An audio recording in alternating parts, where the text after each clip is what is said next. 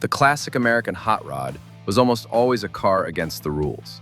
It was built in garages, modified by hand, lightened, lowered, fitted with more powerful engines, and turned from an ordinary car into something loud, rough, and deeply personal. But in the 1990s, Chrysler decided to do something almost impossible. Take that garage-built, semi-handmade image and turn it into a production car that could be bought from an official dealer. That was how the Plymouth Prowler appeared. At first glance, it was an almost cartoonish hot rod, with exposed front wheels, a long nose, and a body that looked as if it had escaped from an auto show. But under that appearance was an even stranger paradox. The wildest Chrysler of the 1990s turned out to be much more rational than people expected. And that is exactly why the Prowler remains one of the most controversial, bold, and misunderstood cars of its time. There are at least two versions of how the Prowler came about. Together, they explain the main thing: how a car that looked like an auto show fantasy ever made it into production. The first version begins at Art Center College of Design in Pasadena. In 1990, Chrysler asked students to come up with a niche vehicle. One of them was Chip Foose. At the time, he was not yet a television star or a custom car legend, but a young designer for whom American hot rods were part of his personal experience. His answer to Chrysler's assignment was a project called Hemisphere. It was not a finished Prowler, and not a blueprint for the future production car, but the main idea was already there. Take the image of a classic American hot rod and imagine it not as a garage-built one-off, but as a modern, factory-built car. The second version, Chrysler's official story, shifts the focus inside the company itself. In May 1990, an internal competition called Idea Fair was held at the Pacifica Design Center in California. Designers were not showing small grille or bumper variations there, but ideas that could shape Chrysler's future. One of them was a two-seat retro roadster, which Bob Lutz saw that fall. According to the story, Lutz was drawn to the idea almost immediately, and that was no accident. Chrysler in the early 1990s wanted to look like the boldest company of the Detroit Big Three, less heavy than General Motors and less cautious than Ford. A factory-built hot rod with exposed front wheels fit that role perfectly. That is why the argument over who exactly created the Prowler is too simple. Foose really did provide an important early spark, but the production car grew inside Chrysler, from an internal idea competition, Bob Lutz's interest, and the design culture shaped by Gale and his team. There was also a wider background. In the early 1990s, the American hot rod scene was once again actively playing with classic forms. One of the best-known examples was the Illuma Coupe by Boyd Coddington and Larry Erickson. It really is possible to find similarities between it and the future Prowler, but a direct accusation of copying would be too simple. Both projects worked with the same cultural language: nostalgia for the 1930s, the show rod as a design object, and an attempt to make an old form feel modern. Chrysler went further. By 1992, the Prowler was already beginning to take on its recognizable shape, and the company had chosen its signature color, a deep purple shade that would later become almost inseparable from the early Prowlers. The project received the name Prowler in 1991. The first person to use it was Tom Tremont, head of the Pacifica Design Studio in California. In the summer of 1992, Chrysler decided to turn the strange retro roadster from an internal design toy into a full concept car for the Detroit Auto Show. There was almost no time. Less than 6 months remained before the debut. In January 1993, the Prowler was presented at the North American International Auto Show in Detroit. On Chrysler's stand, it looked almost like an invasion from another world. But the biggest shock was not the concept itself. The biggest shock was that Chrysler was seriously considering production. For the early 1990s, that sounded almost like a joke.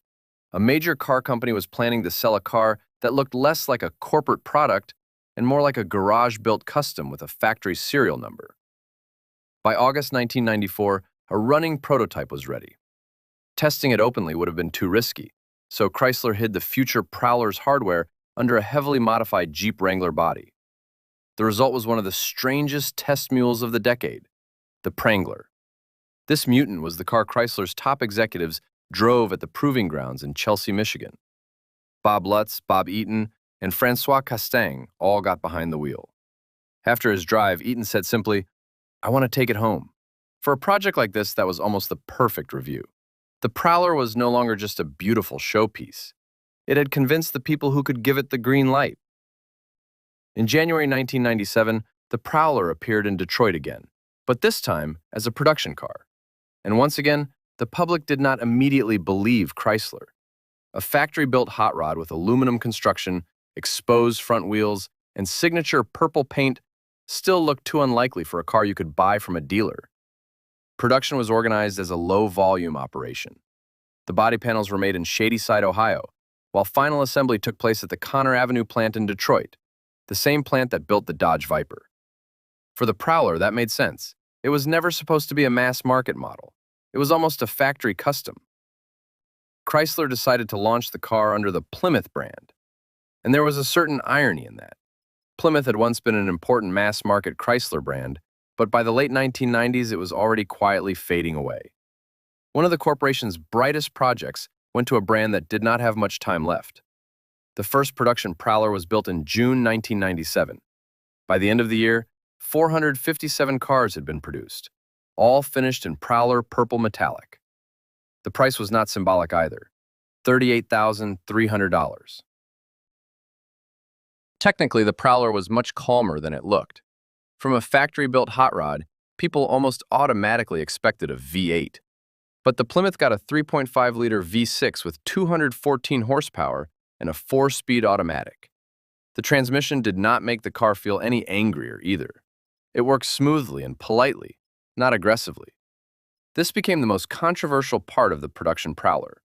The body promised tire smoke, noise, and brute force. The real car offered a very different package: decent performance, a production powertrain, and plenty of Chrysler parts under a body that did not look like a corporate product at all. Still, the Prowler was not slow. It could reach 60 miles per hour in about 7 seconds. For a car with that appearance, this was not exactly mind-blowing, but it was still quicker than many ordinary cars of the time. And honestly, did a car like this really need to vanish over the horizon at supercar speed? Its main job began before it even started moving. The more interesting part was not the engine, but the construction itself. Chrysler used the Prowler as a real testbed for aluminum and lightweight materials. The car weighed about 2,900 pounds, and there was an unusual amount of aluminum in it. The frame, hood, doors, deck lid, suspension arms, steering knuckles, and some of the structural crossmembers. Chrysler also used magnesium, aluminum seat frames, composite brake components, and stainless steel exhaust manifolds instead of conventional cast iron ones. Behind the image of an old hot rod was a very modern engineering experiment. That is why the Prowler was not just a strange roadster built to attract attention. From the outside, it looked like nostalgia on wheels. Under the body, it was Chrysler's laboratory for aluminum construction, adhesive bonding, riveted joints, lightweight materials, and low-volume production. Prowler production was never massive, and it probably could not have been. In the first full year of production, Plymouth built 3,921 cars, while by 2000, output had fallen to 2,746 units. By then, the novelty had already started to fade, and the price had risen from the original $38,300 to around $43,000. The car could no longer help Plymouth itself. By the early 2000s, the brand was effectively living through its final months. Once an important mass-market Chrysler brand, Plymouth had become a shadow of its former self, and even a roadster this striking could not change the bigger picture. In 2001, Chrysler shut Plymouth down, and the Prowler became the brand's final model. The car itself was not buried with Plymouth. Production continued under the Chrysler brand. In total, 8,532 Plymouth Prowlers were built from 1997 to 2001, followed by another 3,170 Chrysler Prowlers from 2001 to 2002. Total production reached 11,702 cars. For a normal mass-market model, that number would be laughably small. That is why the Prowler is often called a failure. But for an expensive, two-seat, extremely niche roadster with the look of a factory-built hot rod, it was less a disaster than the natural limit of its audience. It did not save Plymouth, it did not become the next Viper, and it disappointed those who expected a V8 and real hot rod aggression. But judging the Prowler only by production numbers is too simple. Chip Foose's story also continued. In the 2000s, he became a television star after overhauling, but he did not forget his hemisphere. In 2006, at SEMA, Foose showed a nearly production-ready version of the car, sometimes called the Foose Coupe. If the Prowler was a factory-built hot rod with cautious production hardware, the hemisphere looked closer to the wild car that fans may have wanted from the beginning. A small production run was planned together with Gale Full Throttle, but the promised dozens of cars never materialized. The hemisphere remained a rare, collector-level story. The price said enough. One of the cars sold at Barrett-Jackson in Palm Beach for $340,000, almost 10 times the price of a production Prowler. Perhaps Tom Gale later summed up the meaning of the Prowler best. According to him, the car's greatest success was simply that it made it into production at all. And it is hard to argue with that. Automotive history is full of beautiful concepts that spent their entire lives on show stands and in museums. The Prowler was one of the rare cases where an almost insane auto show idea actually reached a dealer showroom. And one Prowler was literally sent into the future. In 1998, in Tulsa, Oklahoma, a Plymouth Prowler was placed inside a time capsule. It is supposed to be opened only in 2048. It is hard to imagine a more fitting ending for this car. During its lifetime, the Prowler looked as if it had arrived from an alternative past. And now, one of them is waiting to be discovered again in the future.